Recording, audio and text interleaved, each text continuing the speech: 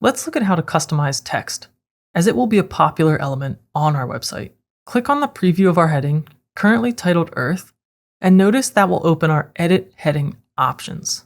Within these options, we see that we have 3 tabs: Content, Style, and Advanced.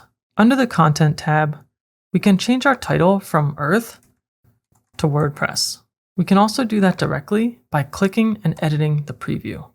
Underneath Title is where we could add a link if we want to, and we have the option to change the HTML tag here as well. Now under the Style tab, we have many more options to control the visual look of our heading. We can align it left, right, justified, back to center. If you open the edit menu for typography, you're going to find many of your typical font settings. We can change the font size here. We can change the font weight, say semi-bold. Right now, this heading has been transformed to uppercase. We could change the style between normal, italic, oblique. I'll keep it normal. And then we also have text decoration. We're going to look at line height, letter spacing, and word spacing more closely in a minute. But if we close this typography section, you can access some less often used settings like text stroke, text shadow, and blend mode from within the Style tab.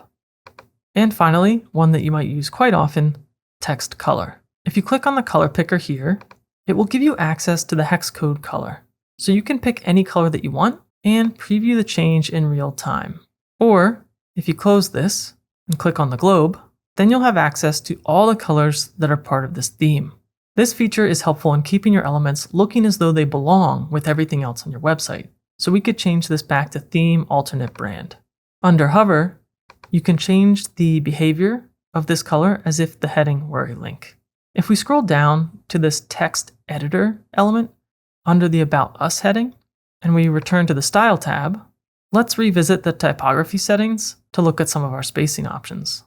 If I scroll down, here you can see how line height, letter spacing, and word spacing affect the look of the text.